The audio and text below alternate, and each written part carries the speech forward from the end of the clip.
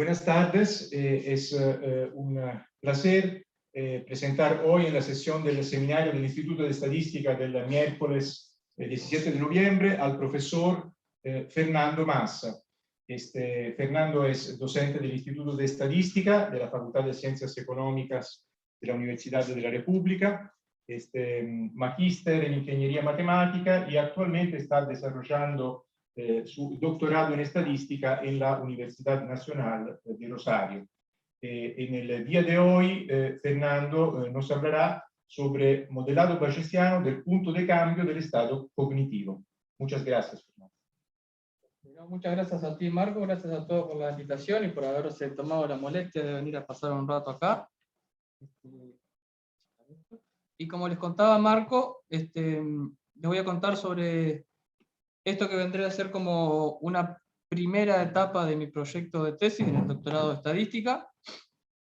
Un breve punteo sobre las cosas que quería mostrarles hoy. Está mostrado ahí en la pantalla una pequeña introducción, si se quiere, a la temática, el proyecto en sí, o una parte de lo que les voy a mostrar. Un poco la motivación, qué es lo que motiva este estudio en sí, algunos de los modelos que voy a considerar. Luego, un poco de... Dice ahí simulación, pero un poco para entender un poco la problemática de qué se trata y cómo sería esta comparación de los modelos, que voy a hablar un poco más adelante, qué virtudes, qué defectos tiene cada uno, para luego pasar sí, a una aplicación con datos de un estudio real, que es el estudio longitudinal de envejecimiento de Inglaterra. Y al final terminaríamos con algunas conclusiones y algunos pasos futuros. Bueno, acá un poco la idea, esto no sabía si ponerlo o no, pero me pareció que por ahí podía estar bueno. La idea es que una vez culminado el seminario yo podía presentar un poco la problemática, dado a conocer algunos de los modelos de los que voy a trabajar en el doctorado en sí, lo que voy a mostrar un poco hoy, mostrar las ventajas y desventajas, como les contaba antes, y no solamente de los modelos en sí, sino de llevar a cabo el ajuste en un ámbito bayesiano. Plantear una estrategia para seleccionar entre ellos, o sea, cómo compararlos con algunos indicadores, y bueno, presentar algunos primeros resultados con datos reales y comentarles cómo seguiría este proyecto. Bueno, como les decía, esto es parte de mi proyecto de doctorado, tutoriado por Graciela Muniz y Marcos Cavino. Esperemos que esté grabando. Yo firmé el consentimiento. No sé si era algún canal importante, pero está grabando. Podés sacar igual la cosa para no ahogarte. Okay. Ahora sí. Ahora sí. No, les decía que es el parte del doctorado, está tutoriado por Graciela Muniz y por Marcos Cavino, aquí presente. Y que un poco la temática trata, como dice por ahí, sobre modelos no lineales. Algunos de ellos, o por lo menos el primero que les voy a mostrar hoy, basado en ecuaciones diferenciales, pero digamos, una ecuación diferencial bastante sencilla, por lo que les voy a mostrar después, donde la idea un poco es tratar de recoger algunos aspectos del proceso de envejecimiento, como se muestran ahí, que sería, bueno, cuál es el momento en el que comienza el deterioro cognitivo de la persona, y cuál es el nivel previo de dicho momento, y bueno, una vez que llegamos a esa etapa donde se da como un decaimiento en el estado cognitivo, o sea, a qué velocidad, a qué ritmo se da. ¿Ah? Luego, por supuesto, también parte importante del proyecto en sí constituye en esto de ver cuáles son posibles variables o factores que afecten no solamente al punto de cambio en sí, sino también a esa velocidad post punto de cambio. O sea, si personas, por ejemplo, con más o menos movilidades o de distintos sexos o con distintos niveles educativos son afectados de distinta manera. Se envejecen de distinta manera, por decirlo de otra manera. Y bueno, eso es un poco lo que da cabida a estas preguntas que tratamos de responder con este estudio, o sea, cuándo comienza y de qué manera se da. Una vez que una persona está transitando esa etapa de deterioro, bueno, cuánto tiempo pasa hasta que llega hasta un cierto valor, un cierto marcador considerado. ¿Cuáles son los factores que inciden sobre eso mismo, ¿no? Y por supuesto que la idea es que a través de estas preguntas, estos son algunos puntos, como dice por ahí, interesantes para, bueno, planificación en salud, o sea, lo que sería la transición a la tercera edad, como dice por ahí, bueno, conocimiento de impacto de distintas comorbilidades y, digamos, distintos aspectos a tener en cuenta en el proceso de envejecimiento, ya sea tanto para las personas como para gestores de salud, si se quiere. Bueno, entonces la idea, como dice por ahí, que en principio voy a proponer un modelo más o menos, creo, o no, ustedes estarán decir luego, más o menos sencillo, basado en una ecuación diferencial, donde la tasa de decaimiento va a tratar de mostrar como un comportamiento distinto en distintos tramos, o regímenes. Luego también voy a tratar de comparar este modelo novedoso o no, respecto a otras tres alternativas bastante utilizadas ya en la práctica, en la bibliografía bastante citados, por lo menos. Perdón que me fijé en el chat que había un comentario. Y bueno, un poco dice por ahí que a la hora de llevar esta comparación, la idea no es solamente llevarlo a cabo, digamos, con estadísticos o indicadores de bondad de ajuste, como solemos hacer en un ámbito más computacional estadístico, sino también viendo traer, por ejemplo, la precisión de los estimadores de los parámetros y sobre todo la interpretación, como dice ahí, y la pertinencia de distintos parámetros. O sea, qué aspectos positivos o negativos pueden tener a la hora de describir el proceso que estamos tratando de modelar.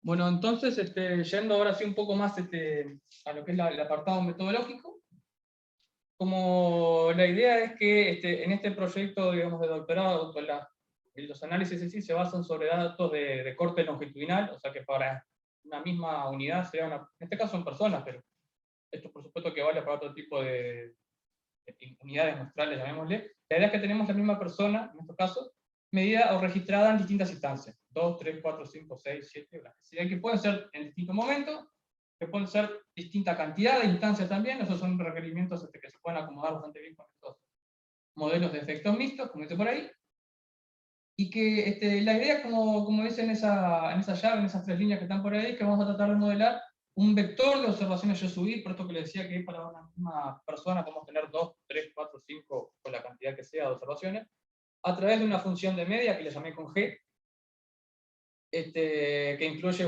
lo que se llaman variables explicativas de efectos fijos, que es la X, de efectos aleatorios con Z, y un montón de parámetros. De los cuales tendríamos por ahí que algunos de los que prestaríamos mayor importancia son ese parámetro tau, que es el parámetro que se va a encargar de modelar el punto de cambio. Parámetro beta, que tendría efectos poblacionales, que ya voy a hablar en un ratito, que indicaría más o menos el nivel al que viene la variable que vamos a utilizar para describir el estado cognitivo, y un conjunto de efectos aleatorios, también a determinar por el investigador, pueden ser de 1, 2, 3, lo que sea, dependiendo del modelo y la especificación, y luego un vector, digamos, simplemente de errores, que pueden o no estar correlacionados, por más que en esta aplicación yo los voy a tomar como son independientes, y que la estructura de correlación de las observaciones dentro del mismo individuo va a venir dada por los efectos aleatorios. Bueno, entonces ahora, desgranando un poco más el asunto y ahondando un poco más en eso que mostraba recién, la idea es que esta función de media que yo les contaba recién, esa G, ahí dice que es G de muchas cosas, G nada más. Le voy a tratar de mostrar un poco por arriba cómo serían estos tres modelos que son los más comúnmente utilizados en la práctica. No son muy recientes que digamos, son modelos que ya tienen un trajinar considerable, ya tienen su historia. De los cuales el primero, el más sencillo de ellos, es yo lo voy a decir con inglés de San Carlos, espero que me disculpen. Para mí es el Broken Stick Model. Hay inglés mejores, pero... Bueno, la idea de este modelo es que básicamente es como que, como dice su nombre, es como que tengamos un palito y lo quebramos en algún lugar, y ese es el punto de inflexión de la trayectoria longitudinal de lo que estamos midiendo. Entonces, antes del punto de cambio tenemos una primera recta que está dada en la primera línea, y luego de ese punto de cambio, que es el tau sub i, tenemos otra línea que arranca en ese mismo puntito, ¿sí? O sea, son dos rectas unidas, como dice por ahí, en la abscisa del punto de cambio. El aspecto positivo que tiene este modelo es que es súper sencillo, o sea, son dos rectas nada más, pero en la práctica dice que tiene es bastante cuestionado por ese supuesto de que es bastante poco realista, de que difícilmente las personas tengan como un momento donde simplemente empieza a caer su estado cognitivo, y por supuesto que esto no solamente es utilizado para estos modelos, sino para la evolución de otro montón de marcadores, como por ejemplo, el primer ejemplo que me viene a la mente es evolución de conteo de linfocitos en personas enfermas con VIH-Sida, por ejemplo. O sea, la transición de un régimen a otro no es, digamos, instantáneo, sino que se da de un cierto periodo de tiempo, con una cierta transición. Pero en fin, esa es un poco la idea de que si este es un modelo sumamente sencillo, como para arrancar a utilizar estos métodos, tiene ese detalle que no es muy deseable en la práctica. Dice por debajo que otra, digamos, parametrización de este modelo, como para tenerlo un poco más, si se quiere, en una sola línea, admite esta otra parametrización ahí abajo, donde tenemos que, acá los parámetros tienen una interpretación levemente distinta, ya el beta 0 y beta 1, beta 2 no son simplemente las pendientes de las rectas y las constantes, sino que tenemos que estos alfa 1 y alfa 2 serían como, son la semisuma y la semidiferencia de los parámetros que tenemos de los betas. Es un poco más, a mí por lo menos me parece un poco más molesto. Para el ajuste es un poco más sencillo, es lo que sucede en la práctica, pero me parece que está bueno por lo menos introducir esta última formulación, porque da cabida a una mejora de este modelo de broken stick, que es el modelo de Bacon y Watts, que vemos por ahí, donde básicamente lo único que la idea de este modelo es mejorar el anterior en el sentido de que en vez de utilizar la función signo para unir esas dos rectas, se utiliza la función de tangente hiperbólica, que básicamente trata de dar como una cierta suavidad a esa transición, no que sea un momento donde las dos rectas se unen, sino que hay como una curvita, por decirlo de una manera, donde ese periodo de transición, la amplitud de ese periodo de transición viene dado por ese parámetro delta que dice por ahí arriba. Entonces, como que dice, admite un nuevo parámetro dentro del modelo, o sea, le da un poco más de flexibilidad, y levanta no ese supuesto, sino esa característica que tenía el modelo anterior. Sin embargo, si bien se puede considerar que como este modelo incluye el anterior en el sentido de que cuando delta tiende a 0, la tangente hiperbólica tiende al signo, entonces como quien dice, no quiero decir que es una generalización, pero como quien dice con esto tenemos el otro. Una cosa que sucede en la práctica, y ahora cuando les muestro los dibujitos se va a ver un poco más, es que suele presentarnos un comportamiento, ahí puse anómalo, pero es como raro en el sentido de que al momento de llegar al punto de cambio, hay como una mejoría, podría ser, en el proceso que estemos modelando, perdón, y en la práctica eso es bastante irreal. De todas maneras, depende un poco del valor de los parámetros y demás, pero es un detalle que, si bien es un poco fino, luego en la práctica puede dar lugar a estas situaciones un poco molestas en cuanto a interpretación y demás. Además está decir que la interpretación de beta 1 y beta 2 es similar a lo que veíamos en la otra parametrización del modelo anterior. Básicamente, acá es muy probable que mienta, porque no me acuerdo de memoria, pero creo que el beta 1 que vemos acá es el promedio de las pendientes y el beta 2 es la diferencia o algo así de las pendientes que veíamos en el modelo anterior, en el broken stick, o al revés, una de las dos. De todas maneras, lo que me parece que es un poco, no es tan inmediato de interpretar como veíamos en la primera interpretación, en la primera especificación del broken stick. Sí. Eso es por la pendiente de la hiperbólica 0. Sí, un poco tiene que ver en el sentido de que, sí, o sea, no te quiero mentir exactamente que es por eso, pero supongo que me estás preguntando por el sentido de que ese comportamiento anómalo en el punto de cambio, claro. O sea, cuando graficamos simplemente tangente hiperbólica es como una S, básicamente, tanto más abierto, más cerradita, según como vemos en delta, pero digamos luego al combinarlo con los parámetros lo que termina sucediendo es como que tengo una recta y tengo como una curvita o una levantadita, por decirlo así, antes de ver la transición a la segunda parte del modelo, digamos. Pero yo me imagino, no hice un estudio tan a fondo de la tangente hiperbólica, pero básicamente lo que termina pasando es una cosa del estilo. Pero ya lo voy a mostrar con el dibujo, porque estoy seguro que no respondí las preguntas. Una pregunta ahí, ¿cuántos parámetros? Bien. En principio la idea de estos modelos, estimados en un ámbito de modelos mixtos, la idea es que tenemos una parte poblacional, una parte específica de cada sujeto. Los parámetros de la parte poblacional básicamente son los que tenemos, capaz que la segunda y la tercera línea queda un poquito más claro. Todo lo que tenga un segundo subíndice 0 es poblacional y por ende fijo.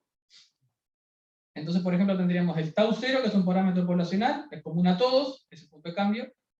Luego beta 0, 0, beta 1, 0 y beta 2, 0, serían los parámetros poblacionales del Bacon and Watts, lo mismo del modelo anterior, y el delta. Así que, en principio, como efectos fijos tendríamos esos 5, y luego, considerando también las matrices de varianzas y covarianzas de los efectos aleatorios y del ruido del modelo, tendríamos bueno, si es todo independiente, 4 parámetros más. 1, 2, 3, 4, 5 parámetros. Si no logro los números que es posible que me esté equivocando. Pero lo mismo, por supuesto, es muy buena la pregunta, lo mismo vale para el modelo anterior. Y si acá un poco, si bien no lo dije, acá la idea fundamental de estos modelos es que nos permiten o tratar de explicar lo que es como un comportamiento poblacional de la muestra de la cual son sacados los datos, sin dejar de lado el efecto no, el comportamiento individual de cada participante, siendo que aparte de esta inclusión de estos efectos aleatorios, como les decía al principio, medio que contribuye a modelar la posible estructura de correlación de los datos dentro de un mismo individuo. Luego, una tercera alternativa, prometo que no voy a hacer 1000 modelos más, de los que están en la bibliografía, sería el último. Capaz que es un poco el más, me parece a mí por lo menos, un poco más, el más entendible de los tres, es el Venn Cable Regression, donde básicamente tenemos dos rectas, los que están en la primera línea y la segunda línea, donde fíjense que la primera parte del modelo va hasta el punto de cambio menos un cierto delta, o sea, hasta el principio del periodo de transición, y luego la segunda recta, como que dice la que está en la tercera línea, arranca en tau más delta, o sea, luego del periodo de transición. Lo que está en el medio simplemente es una parábola. No hay mucha vuelta más que buscarle. Y la idea es que está pensada de forma tal de que no solamente sea continua en esos dos extremos, en tau más delta y tau menos delta, sino que también tenga derivada primera continua. ¿Sí? O sea, que cumplen esas condiciones. En cuanto a la interpretación, es bastante más inmediata que la anterior. Beta 1 y beta 2 son las pendientes de las dos rectas, pre y post punto de cambio. Estamos en punto de cambio, y el delta es, como antes, la semiamplitud de intervalo. Por supuesto que todo es factible de incluir o no, dependiendo de la elección de cada uno, efectos aleatorios. Si bien acá, en los otros modelos, yo dejé ahí escrito de que tanto los betas como el tau, yo los incluyo con efectos aleatorios, por supuesto que cada quien puede decidir si es pertinente o no, o simplemente mirando un poco los datos, probando o ensayando distintos modelos, puede ver de incluir o no esos efectos aleatorios. O capaz que en algún parámetro sí, en otro parámetro no. Por supuesto que ninguno de esos es obligatorio. Fernando, perdona que te Vuelva. O sea, ¿estarías esperando esa parábola de una concavidad positiva, negativa, o no estarías esperando nada? Sí, es buenísima la pregunta, porque aparte yo voy a simplificar todavía un poco más estos modelos breves. En las aplicaciones que les voy a mostrar, básicamente la idea es que para estas variables que me tratan de medir estado cognitivo, por lo menos al comenzar la etapa de deterioro venimos con un cierto valor estable, digamos, es como que se te pregunta, por ejemplo, tomemos en cuenta un test que se llama el mini mental state. Le hacemos un montón de preguntas y tenés un puntaje del 0 al 30. Acá Alejandro me puede corregir si yo digo disparates, hasta de 27 para arriba estás bien, se ríe porque se ve que lo tomó hace poco y no le dio bien. Entre 27 y 24 está más o menos, y de 24 para abajo está complicado. Tenés un valor, te hacen la prueba hoy, a los 2 años, 2 años, 2 años. Entonces la idea es que hay un comportamiento más o menos estable, llega al punto de cambio y la cosa empieza a bajar. Así que lo que esperamos es que esa parábola tenga sí o sí concavidad negativa, y que en principio por lo menos el beta 2, bueno, ahí ya está con un signo de menos, pero la idea es que nos indique un decrecimiento en el estado cognitivo. Y yo el detalle que no dije de los anteriores, pero un poco lo mencionaba recién, la idea es que en todos estos modelos yo voy a tomar como que el beta 1, o sea, la pendiente antes del punto de cambio, lo voy a fijar en 0. Porque la idea es que vamos a tratar de fijar de que antes del punto de cambio hay un periodo de estabilidad, o sea, que el estado cognitivo viene fijo, o no fijo, pero sin presentar oscilaciones hacia abajo o hacia arriba, y queremos ver el momento en que la cosa empieza a empeorar. Si bien esto puede ser, y claro que puede ser utilizado para tener en cuenta un punto de cambio de un estado de deterioro leve a deterioro terminal, que es una cosa que puede analizarse en papers o artículos similares de esta misma temática. Lo que voy a tratar de modelar aquí es una versión un poco más simple, si se quiere, que sería la primera transición hacia un estado de deterioro. No sé si eso responde a las preguntas o más o menos. Bueno, y ahora sí, un poco pasando al modelo que tratamos de proponer para para este estudio, la idea es, bueno, es proponer este modelo basado en una ecuación diferencial sumamente sencilla, donde lo que decimos es que, bueno, que la tasa de cambio de aquella función de media, básicamente, es de cierta manera proporcional al valor de la propia función. O sea, básicamente, cuanto más bajo es el estado cognitivo de la persona, es como que menos tiene para perder o va decreciendo como más lentamente.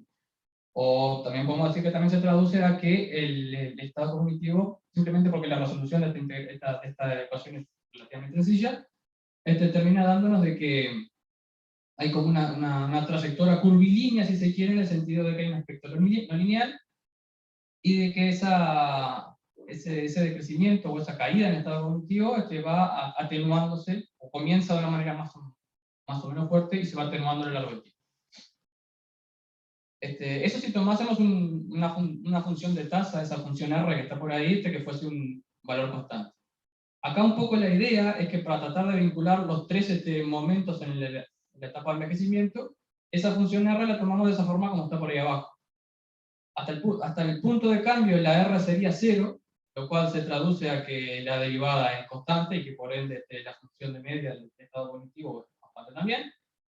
Luego, a partir de tau más delta adopta un cierto valor beta 2, que eso nos va a dar cuenta de que esa sería como la tasa de deterioro, si se quiere, la tasa de crecimiento a partir de, o al finalizar el periodo de transición. Y entre medio tenemos básicamente un polinomio que une esas dos cosas de una manera, digámosle, suave, por decirlo así. Está pensado de forma tal de que sea continuo y diferenciable en esos dos puntos, en tau y en tau más delta. Pero ya pasamos a algún dibujito. Y un poco los parámetros aquí, el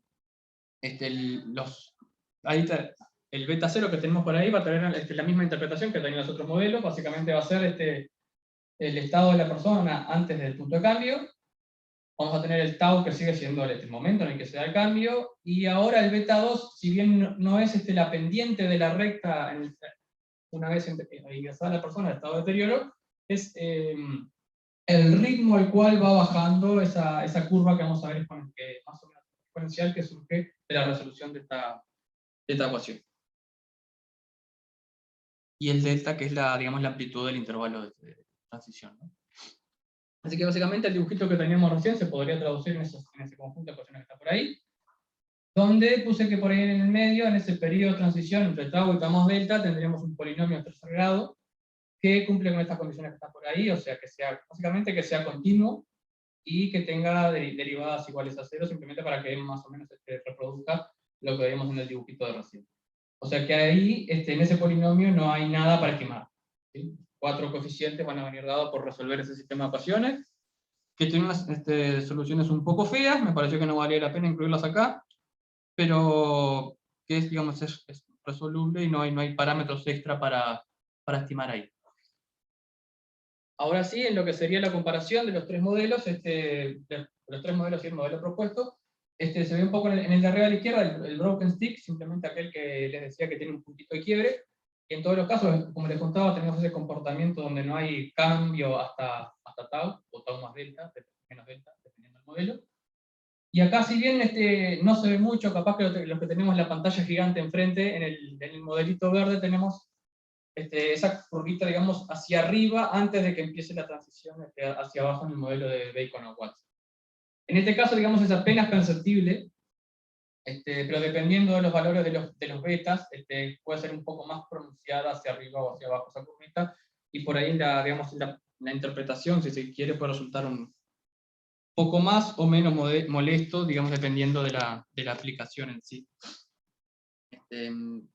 Y por supuesto que el último modelo, el modelo basado en la ecuación diferencial, es el que tiene esa curvatura donde vemos que una vez ingresado a esa etapa o ese régimen de deterioro, la tasa de caimiento hace que el crecimiento no sea lineal, sino que se vaya atenuando a lo largo del tiempo. Bien, ahora a la hora de llevar a cabo la inferencia, porque ahí en el título a alguien se le dio a proponer bayesiano, que yo voy a poner poco para que no se note lo poco que sé del asunto. Bueno, primero que nada, notar que los modelos son todos no lineales, en el sentido de que no solamente complica la estimación de la varianza de los efectos aleatorios, sino que complica y mucho la estimación del punto de cambio. Y que en ese sentido optamos por este contexto, digamos, bayesiano para estimar estos parámetros, en el sentido de que nos simplifica mucho la tarea de escribir o no modelos o verosimilitudes o llevar a cabo la estimación. Sin embargo, como dice por ahí, no, en principio, por lo menos hasta ayer, no hay un paquete específico para que lleve a cabo la estimación de estos modelos, por lo menos en este contexto, así que es todo código que cada uno tiene que ir más o menos planteándolo, cambiándolo, agregándole, quitándole distintos aspectos, y que por lo menos hasta el día de hoy, con mis pobres recursos para llevar a cabo la estimación de estos modelos, son modelos que les cuesta un rato llevar a cabo la estimación. De eso les contaré un poquitito en breve, pero un poco la idea va por ahí. Pero sin embargo, si hubiésemos planteado el mismo problema en un contexto frecuentista, yo calculo que el mismo problema lo íbamos a tener. Sin embargo, me quedo con el hecho de que a la hora de por lo menos de plantear el código es enormemente más sencillo de plantearlo en un ámbito. Y ahora, en los resultados que les voy a mostrar ahora, tanto en la parte de simulación como en la parte de datos reales, la idea es que en todos los casos simplemente, bueno, más o menos llevando las cosas, planteando el problema desde un punto de vista más o menos estándar, para todos los parámetros planteo 4 cadenas, y si bien en principio las distribuciones a priori son todas no informativas, en principio la idea es, bueno, los parámetros que tengan asociados a la media, es uno normal, con media en un valor que tiene más o menos sentido, lo voy a mostrar en los dibujos ahora, y con una varianza grande. En el caso de las varianzas, la idea es, bueno, por lo que nos permite el software, una alternativa que vimos mucho por ahí es plantear como una media Cauchy, una cosa por el estilo. Y en el punto de cambio, un poco la idea, bueno, ya que tenemos acá el recorrido de los datos va entre 0 y 40 años, como les voy a mostrar en breve, la idea es, bueno, dar una cosa uniforme dentro de ese intervalo. Número de iteraciones y criterios de paradas, un poco como vemos por ahí, pero la idea es, bueno, dejar correr las cadenas, y estos ensayos y error, hasta obtener valores de SR techo menores a 1,1, lo cual se traduce a un buen rato. Luego, antes de entrar a los modelos en sí, un poco lo que sería la etapa de selección, o sea, una vez que tengamos datos, estimemos los modelos, cómo decido cuál es el más o el menos pertinente. Bueno, un poco la idea, por lo que estuvimos viendo por ahí, una de las preguntas que capaz que podemos responder con algunos indicadores que les voy a mostrar ahora, es, bueno, teniendo en cuenta que estimé los modelos con estos datos, bueno, ¿cuál sería el modelo más pertinente o más probable bajo este conjunto de datos? Y entonces, alguna de las ideas que estuvimos viendo hasta hace poco, es llevar a cabo, como dice por ahí, esta idea de que, bueno, pensar de que el modelo correcto o el de mejor ajuste lo podemos pensar como una variable aleatoria, que en principio la idea es que le voy a dar una distribución a priori donde no sé nada de cuál es el modelo que ajusta mejor o peor. Y luego pensar como en la ecuación que vemos ahí al principio, de que podemos pensar en obtener la distribución posterior de cuál es el modelo más o menos adecuado. Donde la cantidad fundamental que aparece por ahí es esa, dice la verosimilitud marginal a posteriori, que es lo que puse con un colorcito por ahí por entre medio, donde la idea que lo que vemos en esa integral es básicamente la esperanza a posteriori de la verosimilitud, dado que estamos en el modelo M, que puede ser el broken stick, el table regression, o el ¿no? Disponiendo de esa cantidad, que parece fácil, pero no lo es tanto, podemos pasar a la ecuación de abajo, donde básicamente tenemos una manera más o menos fácil de construir esas probabilidades. Lo importante que me parece que está bueno mencionar de esto es que no estamos diciendo de que este modelo sea el que ajuste mejor o peor, sino que de esta alternativa, este es el que anda mejor. O sea, no es que sea, no es bondad de ajuste, capaz que todos los modelos son espantosos, o capaz que son todos buenísimos, pero básicamente decimos, mirá, de esto que vos estás planteando, el más probable es este. Y bueno, a la hora de estimar esas cantidades, sobre todo esa verosimilitud marginal posteriori, es que nos valemos del hecho de que, utilizando simulación de Monte Carlo, con esas cadenas que vamos a utilizar, es fácil construir estas estas cantidades. Simplemente por lo que les decía recién de que la verosimilitud marginal a posteriori la podemos ver como un valor esperado, y evaluando la verosimilitud en las simulaciones es fácil de construir esas cantidades, y por ende es fácil de construir son fáciles de construir esas probabilidades. Y por otro lado, otro criterio de selección de modelos que me pareció que también estaba bueno tenerlo en cuenta, simplemente porque es bastante más usado en la práctica, es este WAIC, donde básicamente tenemos indicadores bastante parecidos a lo que habíamos recién. Tenemos en la línea del medio, como que dice, el logaritmo de la log verosimilitud marginal a posteriori, o sea, se construiría básicamente de la misma manera, y es un indicador que básicamente, o más o menos lo que trata de hacer es penalizar esa cantidad con lo que se suele llamar en la práctica un número efectivo de parámetros, PWIC, que está indicado por ahí abajo, pero la idea es también estimar esas cantidades, ya que son todas esperanzas a posteriori. Bueno, tratar de estimarlas con promedios, ¿sí?, de esas verosimilitudes, utilizando los valores de las cadenas. Ahora sí, como tratando, voy a pasar a lo que sería esta breve etapa de simulación, no sé cómo venimos al tiempo. Supongo que venimos bárbaros, pero iremos viendo. La que quiero mostrar en esta etapa de simulación es, bueno, ver como una primera aproximación a tratar de decidir, bueno, tengo estos datos, quiero modelar la caída en estado cognitivo, ¿cuál es el modelo que me sirve? En principio lo que podemos hacer simplemente es graficar la variable que sea que estemos considerando en función del tiempo, o tener un dibujito como ese, y acá es donde la cosa se puede tornar más o menos subjetiva, pero acá por supuesto que mi opinión muy objetiva no es, pero a mí me muestran esto y yo supongo, mira, ahí parece que la cosa viene bastante estable hasta los 10 años, luego hay como un decrecimiento y como que se estabiliza de nuevo. Pareciera que ese modelo basado en la ecuación diferencial, capaz que anda bien. Que justo en este caso son datos que están simulados de ahí, así que al estimar los modelos, ese es el que debería representar un mejor desempeño. Justo en esos casos, acá lo que vemos es que la curvita negra es la verdadera, y la naranja es la estimada. La azul bueno, la azul no se ve, está como que se coincide con la roja, pero básicamente lo que está diciendo es que el broken stick y el Venn cable regression son prácticamente el mismo modelo. El Bacon and Watts no lo puse porque si estos dos coinciden, el tercero también es lo mismo. Y lo otro que veía ahí es que construyo estas probabilidades a posteriori, lo que me dice, mira, de estos tres modelos, me parece que anda mejor es el que está basado en la ecuación diferencial, que por supuesto tenía todo el sentido que pasara porque los datos fueron inventados de ahí. No obstante, el otro que me parece que está bueno recalcar de acá es que, bueno, si el modelo basado en la ecuación diferencial, que tiene ese comportamiento no lineal después del punto de cambio, es el verdadero o el que mejor ajusta, lo que sucede con los otros dos es que para tratar de acomodarse a la no linealidad de los datos, lo que sucede es que terminan subestimando el punto de cambio, como vemos un poco ahí. El punto de cambio lo estiman un poco más atrás de donde se debería.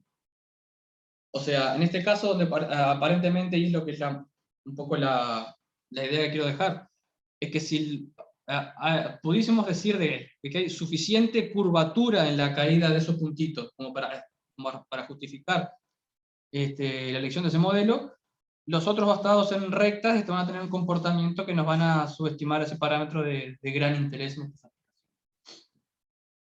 Bueno, lo siguiente uno puede decir sí, pero mira, en ese modelo que vimos recién, la cosa parecía bastante clara. ¿Qué pasa si hay más variabilidad y ya el hecho de la aparición o no de esa curvatura ya no es tan evidente?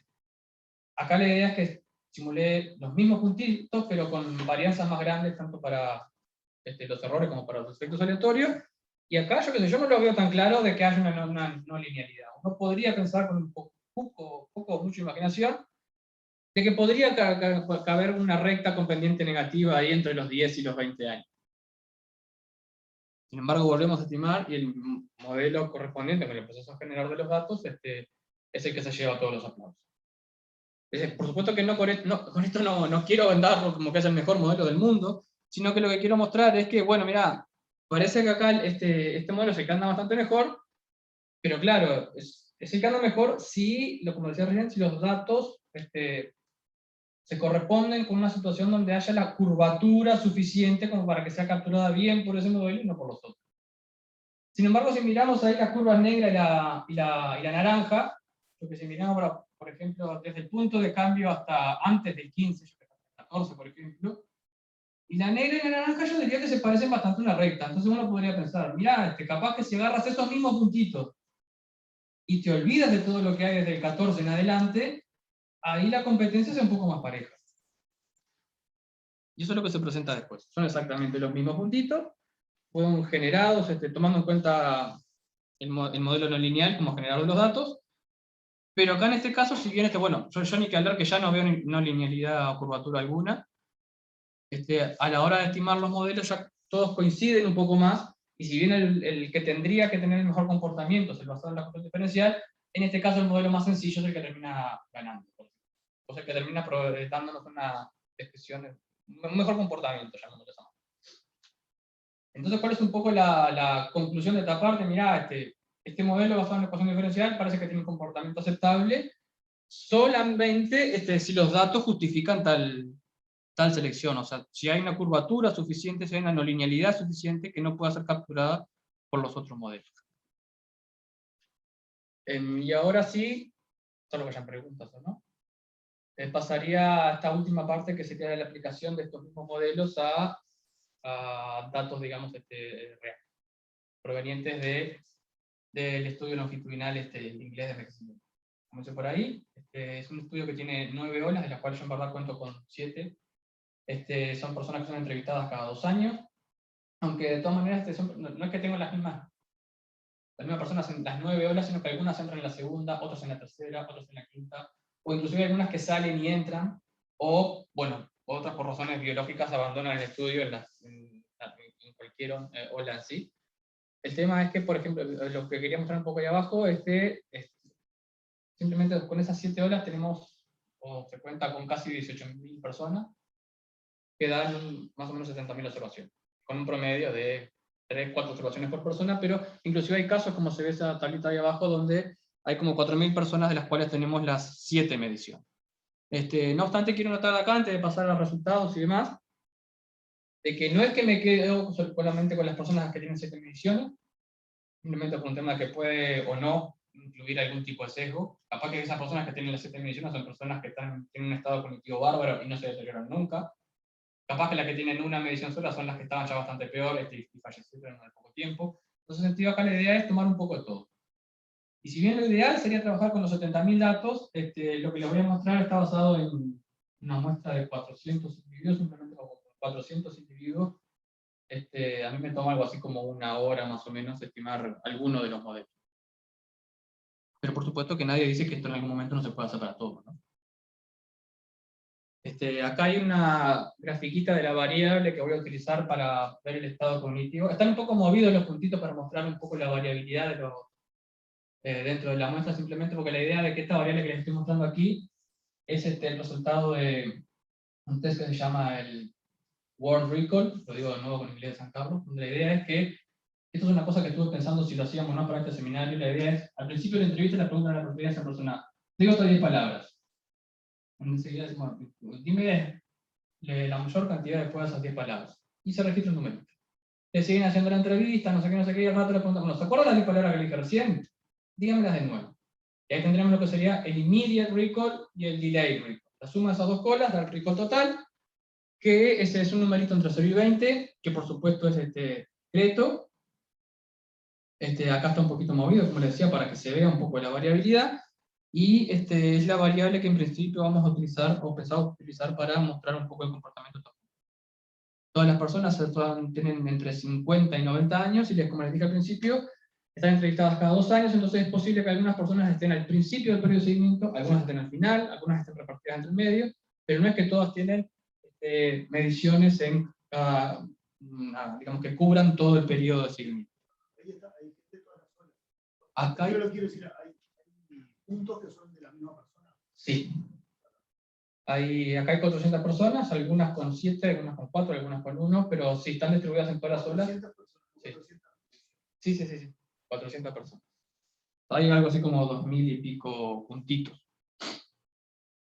En algún momento pensé en colorearlo o en hacer rayitas, pero no me dio.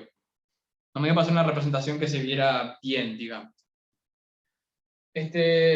Bueno, a partir de esos puntitos estimamos los modelos.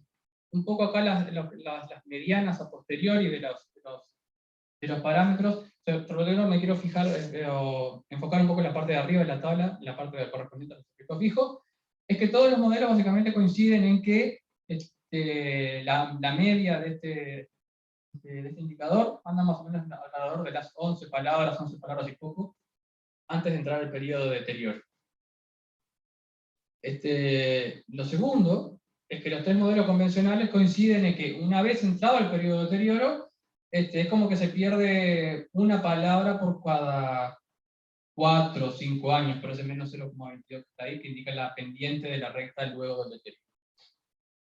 Una interpretación distinta tiene ese mismo parámetro para el modelo de ecuación diferencial, que básicamente lo que nos dice es que, bueno, una vez ingresado a la etapa de deterioro, el marcador en cuestión desciende alrededor de 3-4% al año.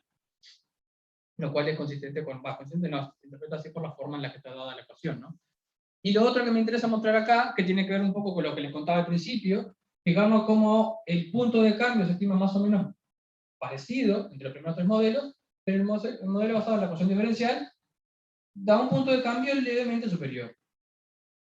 Esto es una cosa que en principio me preocupó un tanto, en el sentido de, bueno, mirá, esto estará bien programado, mal resuelto, obteniendo distintas muestras y probándolo, simulando y recuperando los parámetros, aparentemente el resultado que se ve ahí, acá es el que es 18,39, y me parece que puede llegar a confirmarlo un poco o no, este dibujito que les mostraba antes, donde decía, si los datos son tales que se evidencie cierta curvatura de los mismos, los modelos basados en rectas pueden llegar a subestimar el momento en el que se da el punto de cambio. Así que es un poco, si se quiere, lo justifica. Ahí el Tau ese que contaban años desde 50. Años desde 50, sí. Detalle para nada menor. Ahí va. O sea que más o menos como que dice alrededor de los 60 y pico, casi 70 años estaría dado ese momento en el que comienza el deterioro.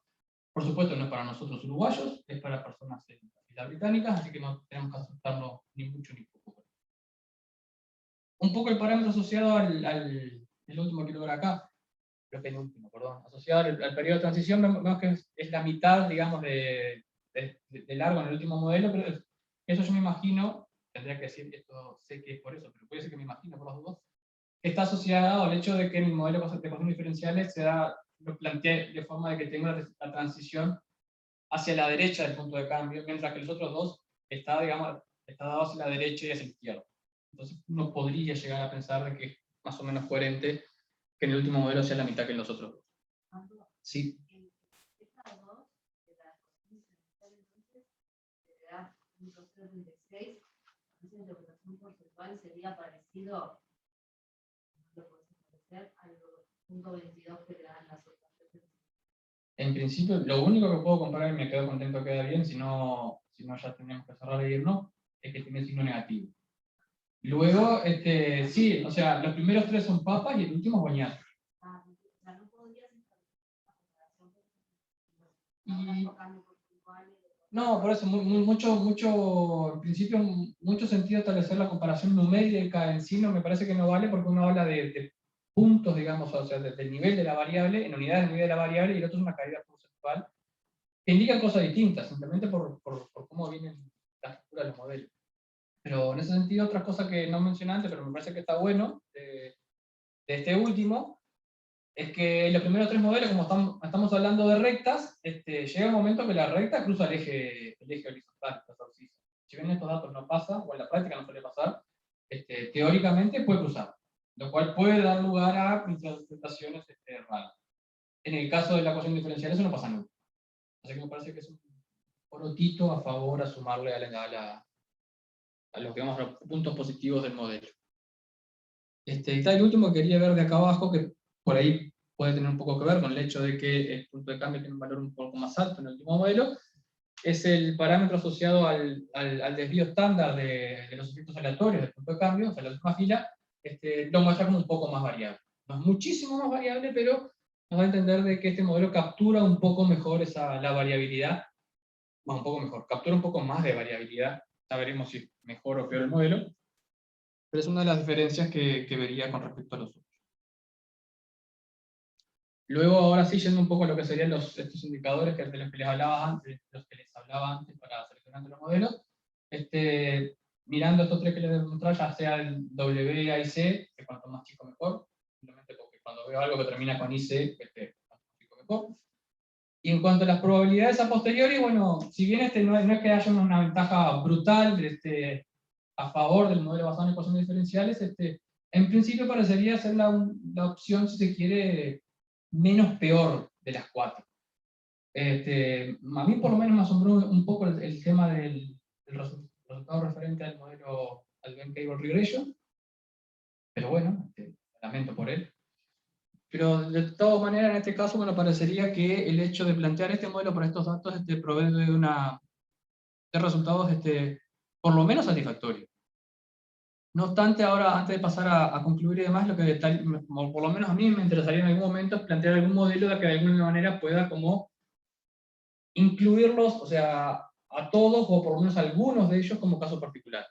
De forma tal de testear, bueno, si este parámetro es 0 o este otro es 0, cosa de testear más formalmente que un modelo fuese adecuado o no sobre los otros.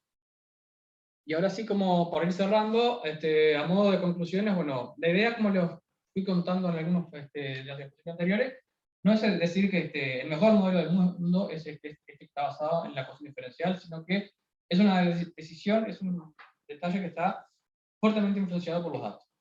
No solamente por la calidad, por la cantidad, sino también por lo que se pueda recoger o no en los mismos. Fíjense en aquel caso donde decía, simulo datos provenientes del modelo de ecuación diferencial. Si no tengo la cantidad suficiente como para captar la curvatura, el modelo aún no parecería ser lo suficientemente bueno. ¿Ah? Entonces la idea no es plantearlo como la panacea de los modelos, sino plantearlo como una alternativa a tener en cuenta en situaciones donde pueda o no llegar a ser relevante su uso. Y no solo eso, sino que también ser más o menos consciente de las carencias y fortalezas que tenga cada uno. Y ahora sí, como futuros pasos dentro de, pues les contaba al principio que esto es como los primeros pasos de la tesis de doctorado. Algunos de los próximos pasos, bueno, son tratar de incluir efectos de regresión en los parámetros del modelo, que me parece lo más natural a considerar. Es una de las cosas de lo que ya fui jugando algunas cosas. Esto que les contaba al principio. Bueno, ese punto de cambio es más tardío o más temprano para hombres y mujeres, por ejemplo. Tiene que ver o no con el hecho de que personas que tengan distintos comportamientos, por ejemplo, sean consumidores de tabaco, alcohol, o que, yo qué sé, tengan hipertensión o distintas comorbilidades. Bueno, esto de analizar sensibilidades y situaciones a priori, no sé qué tanto peso podrá llegar a tener si en algún momento se utilizan los 70.000 datos, pero yo me imagino que algo puede llegar a tener que ver. Otra de las patas que se planteó, como dice por ahí, es esto de la inclusión de clases latentes. Capaz que haya algunos individuos donde, bueno, no se manifiesta el deterioro hasta muy avanzada la edad, o sea que haya puntos de una cierta estabilidad y no se vea nada. Otros donde el deterioro sea más o menos lento, o por ejemplo sea capaz que lineal para algunos y no lineal para otros, o sea, incluir estas clases latentes dentro del modelado. Cosa complicada si las hay, pero que se puede llegar a hacer. Y vinculando un poco esto con lo que llevé a cabo en la tesis de maestría, bueno, ¿qué pasa si tenemos en cuenta el proceso de mortalidad de estos individuos? Finalmente, porque algunos de ellos, bueno, cuando están próximos a fallecer, el marcador puede llegar a decrecer, no más de la cuenta, pero cosas que suelen estar asociadas, y tener eso en cuenta en la etapa de modelación puede cambiar las estimaciones. Y ahondar un poco, como dice por ahí, en la comparación de modelos, me parece que es otra cosa a tener en cuenta. Y en cuanto a difusión, bueno, el primer punto, como dice por ahí, esto de incluir efectos de regresión, es un resumen que se presentó para un congreso el año que viene. Bueno, que si es aceptado y si el cobicho frena un poco, también se podrá participar o no, salvo que sea online. Capaz que continuar también dentro del ciclo de seminario, presentando algunos de los resultados de algunos de los puntos de la parte anterior.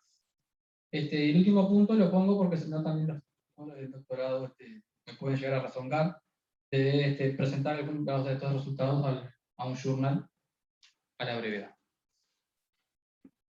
Hay un poco de algunas referencias sobre los modelos y los criterios de información que les mostré al principio y sobre los datos. Por supuesto que hay muchísimas más. Y quedaría abierto a preguntas, si las hay.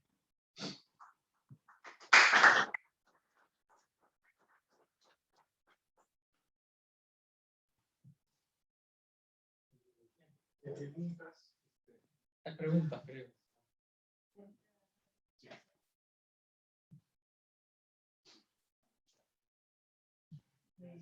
Gracias, Tomás, me gustó mucho el trabajo. ¿Cómo se me ponen las covariables de regresión en estos modelos? Eso no se pregunto, porque el otro lo veo como más rápido ahí meter en cada función una X y estimar. ¿Cómo se hace en las ecuaciones diferenciales? Sí, o sea, no sé si tanto no sé si espero que vuelva el micrófono. Ahí un poco la idea, no sé si puedo escribir acá y que se vea algo ahí, o capaz que no se ve mucho tampoco, pero la idea un poco es plantear una estructura jerárquica del modelo. En los modelos mixtos lineales hay gente que lo plantea de esa manera. Cuando digo hay gente, bueno, hay personas, pero la idea es decir, bueno, tal parámetro yo lo puedo plantear como la variable dependiente de una cierta regresión. ¿Tá? Y un poco la idea va por ese lado, o sea, plantear, por ejemplo, el punto de cambio lo puedo ver como un, yo qué sé, beta 0 más beta 1 sexta más beta 2 hipertensión más beta no sé qué, más un ruidito, que ese ruidito sería un efecto aleatorio. Es muy parecido a lo que se veía en las primeras diapositivas, si esto funciona, pero que además estaría incluyendo, por ejemplo, acá, en la penúltima línea que está ahí, o en la última si quiere, capaz que es la más fácil, dice tau sub i es tau sub 0. Yo podría decir, bueno, ese tau sub 0 es la constante asociada a un modelo que me dice cómo es el punto de cambio. Y el beta 3 es el ruidito, que es el operatorio. Si ahí además incluyo, yo qué sé, no quiero decir cualquier letra, pero gamma por sexo más gamma 2, no sé qué, la idea es incluirlo todo de esa manera. Eso.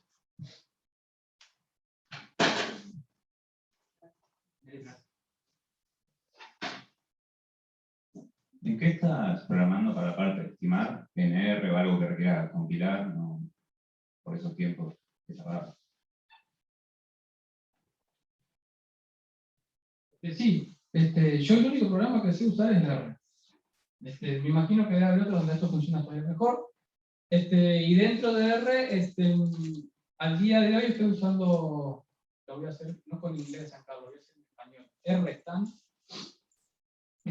Simplemente porque me pareció que nada, me pareció que es el que manejaba un poquito mejor, o el que se acomodaba un poco mejor a la forma que tengo de codificar estas cosas.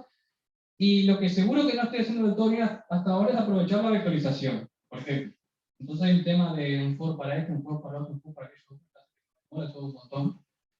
Y por ahí aprovechar ese tipo de virtudes un poco más inteligentemente podrían desembocar en que la estimación de estas cosas no es más rápida. Pero por ejemplo, creo que lo dije por ahí, pero la idea es que, la idea no, hasta el día de hoy, el último modelo de la ecuación diferencial me tarda media hora, 45 minutos. Los otros son un poquito más rápidos, 20 minutos. Pero si quiero probar varias cosas, tengo un día de esperar, ¿no? Pero seguro que se puede mejorar. Pero ahí la mejoría viene mejorando la escritura en stand. Sí. No. Por supuesto que si la gente de Stan lo quiere mejorar, yo se lo agradezco también, pero sí, es un tema mío. No, quiero decir que no es R. Lo que tenés que mejorar es cómo escribiste el modelo, en todo caso, si hay espacio para mejorar. Es cómo escribir el modelo en stand. Sí. Estoy dando una consulta sobre los modelos en sí. O sea, estás comparando tres modelos que tienen un decaimiento en el largo plazo hacia el infinito contra tu modelo que es asintótico y en un momento se estabiliza. Por lo que entendí en los datos, o sea, básicamente vos lo que tenés es eso, por lo menos lo que vos mostraste era el máximo 20, el mínimo 0 que le podía dar al resultado, y ahí es que tratás de explicarle los cuatro modelos que tenés. Sí, tal cual, a eso. La pregunta que nos hacemos es, o sea, ¿hay otros modelos que te permitan básicamente tener ese comportamiento del cual estaríamos esperando? Porque claro, o sea, vos en lo que simulaste se ve que cuando cortás el tiempo en 14, o sea, los modelos te funcionan súper bien, pero si el tiempo se va un poco más a largo plazo, ahí como que no tenés esa vuelta hacia atrás, esa estabilización de nuevo. Hay en la literatura otros modelos con los cuales puedas competir que tengan esa conducta. De la parte que yo conozco de la literatura hasta acá, hay mucho que se retoma. No rompamos nada, por favor. No, mira, de la literatura yo te diría que son estos tres y alguna cosa similar, pero siempre basado en rectas. Supongo yo que por un tema de cabecita de modelos lineales y con alguna ventaja o no, más, como esto de juntarlos con una parábola, pero que tengan esa virtud, si se quiere, de tener esa estabilización al final, mucho no he visto. Vi un trabajo en algún momento basado como en una curva logística, si se quiere, una cosa así. Pero si bien ese, como que dice, fue uno de los trabajos más o menos a tener en cuenta para pensar en estas ideas, el comportamiento por ahí es asintótico, pero por ejemplo al principio tampoco que sea, ya es medio que buscarle la quinta pata al perro, pero no es completamente horizontal, sino como que esa mínima caída hasta que arranca a caer en algún momento dado, pero al menos son los únicos que yo vi en algún momento. Me preguntas si hay otro, yo te diría, debe haber. Por lo menos yo no lo conozco. ¿Merece? No sé si hay preguntas. Capaz que hay preguntas en el auditorio virtual, ¿o no?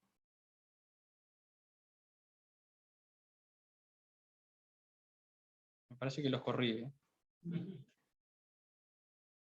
No hay Gerardo, Daniela, nadie.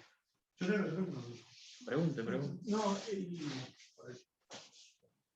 no, quería preguntar, vos estás combinando modelos.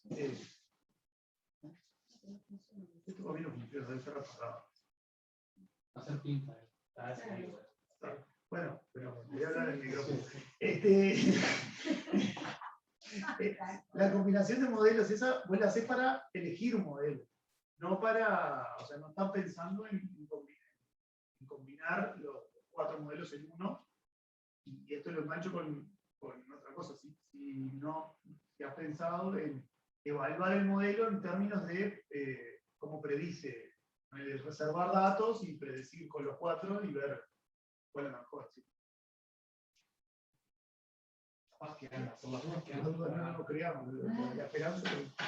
En principio no fue pensado para eso, pero por supuesto que se puede tener en cuenta. De lo poquito que yo estuve mirando un poco con el WAIC, un poco la idea que tiene va por ahí, pero por supuesto que en ningún momento armé un cross-validation ni nada por el estilo para probar una cosa similar.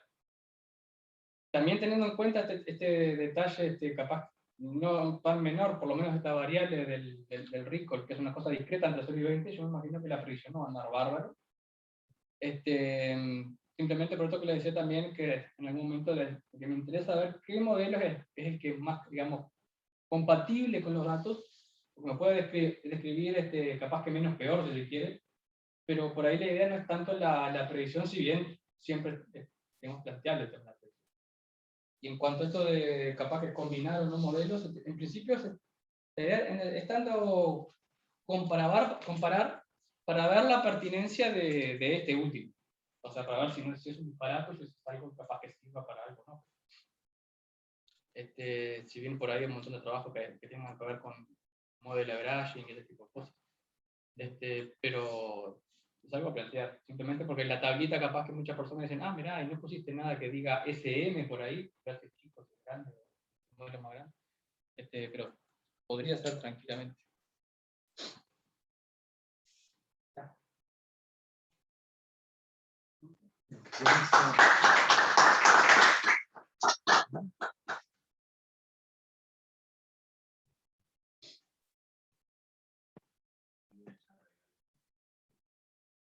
Aplausos. Muchas gracias. Gracias a Cecilia, entonces. Gracias por su gracia. Vamos a tener.